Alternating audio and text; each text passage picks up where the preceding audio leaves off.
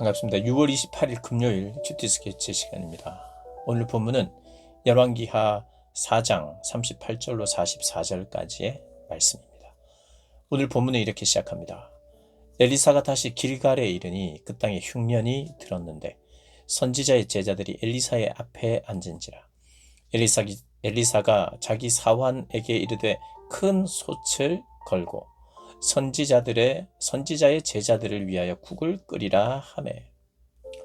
오늘 본문은 또 소소한 기적처럼 보이지만 하나님의 기적으로 말미암아, 기적을 베푸신 하나님으로 말미암아 이 선지자와 선지 생도들이 생명을 유지하게 된다는 그런 본문인데요. 오늘 본문에 보니까 먼저 흉년이 들었다고 말합니다.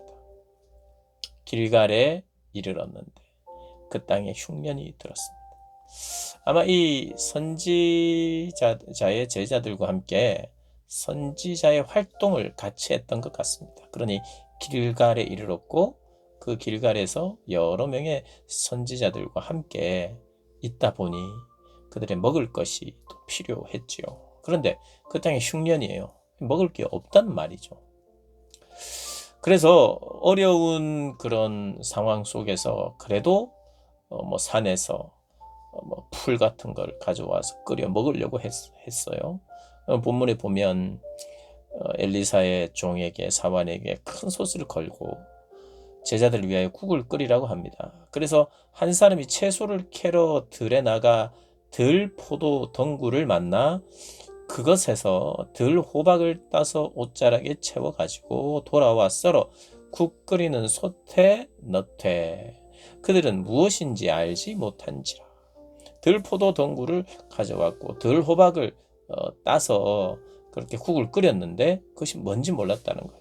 알고 보니까 거기에 독이 있다는 거죠. 40절에 이에 퍼다가 무리에게 주어 먹게 하였더니 무리가 국을 먹다가 그들이 외쳐 이르되 하나님의 사람이여 솥에 죽음의 독이 있나이다 하고 능히 먹지 못하는지. 끓이긴 했지만 먹지 못하는 국을 만나게 됩니다.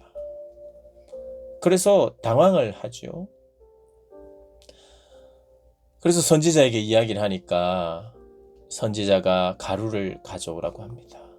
그래서 그 가루를 솥에 던지니까 사람들이 다 먹을 수 있게 되었어요. 이것은 어떤 화학적인 작용에 대해서 엘리사가 알았는가? 그렇게 보기에는 쉽지 않습니다.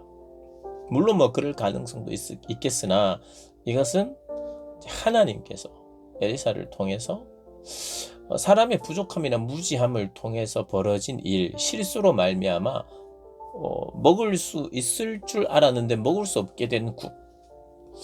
근데 그 국도 귀하고 흉년 때문에 먹기가 힘든 상황에서 어떻게 보면 좌절할 수 있고 좀 절망스러운 상황일 수 있죠. 그런데 하나님께서 입히고 먹이시는 흉년 가운데서도 그들의 생명을 유지시키는 분이 누군가 하나님이시라는 것을 본문이 보여주고 있어요. 그리고 좀 뜻밖의 어떤 사람이 찾아옵니다. 보리떡 20개와 또 자루에 담은 채소를 엘리사에게 가져와요. 또 하나님이 보낸 사람이라고 우리가 볼 수 있죠. 그런데 이 사람이 누구냐 하면 바알 살리사에서부터 왔다. 이 바알 살리사가 어딘지는 정확하게 모르지만 바알 종교와 관계되어 있는 사람, 바알을 섬겼던 그런 사람이라는 것을 본문이 말해주고 있어요. 바알 살리사에서, 바알을 섬기던 지역에서 바알을 추종하던 사람이 이제 내가 엘리사를 따라야 되겠다. 엘리사의 종이 되어야 되겠다. 계종뿐만 아니라 그의 제자가 되기 위하여 왔던 것 같아요. 그런데 올 때에 선물처럼 그걸 가지고 온 거죠. 보리떡 20개와 또 자루에 담은 채소. 그런데 거기 보니까 이것으로 무리에게 먹게 하라 엘리사가 이야기합니다. 보리떡 20개 그리고 채소. 근데 뜻밖의 이 사환이 우리가 지금 100명이나 있습니다. 그러니까 이렇게 많은 자들이 엘리사의 가르침을 배우면서 함께 또 지역을 옮기면서 배우고 선지 활동을 했던 것 같아요. 100명이나 되는 많은 선지 생도가 있다는 것도 참 어떻게 보면 귀한 일이에요. 엘리사의 가르침을 받던 제자들. 근데 그 제자들이 100명이나 되는데 보리떡 20개로 누구 배를 채우겠냐는 거죠.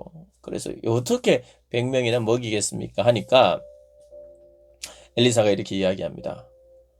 엘리사는 또 이르되 무리에게 주어 먹게 하라. 여호와의 말씀이 그들이 먹고 남으리라. 남을 수 없는 양인데 먹고 남으리라. 그래서 실제로 여호와의 말씀대로 먹고도 남음이 있었어요. 그러니 못 먹을 뻔했던 국을 하나님께서 고쳐서 먹게 하고, 인간의 무지와 부족함 때문에 생긴 일이지만 하나님이 해결해 주시고, 또 뜻밖의 기대치 않았던 개종을 하여 엘리사를 따르겠노라고 생각하고 온 사람에 의해서, 근데 그게 좀 모자라는 양이었지만 하나님이 그것을 또 풍성케 하셨어요. 이 일은 나중에 예수님께서 5,000명을 먹인 그런 사건이 생각나도록 합니다. 어떻게 보면 구약에 먼저 이런 일이 있었어요.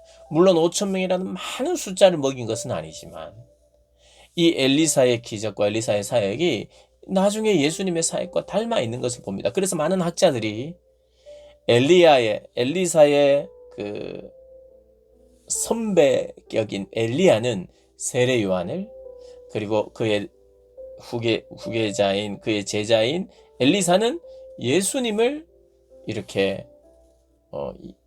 이야기하는, 예수님을 모형으로 하는 그런 것이라고 이야기를 하는 학자들이 많습니다. 그도 그럴 것이, 이 엘리사의 사역 속에 예수님의 사역이 이렇게 생각나는 부분들이 많죠.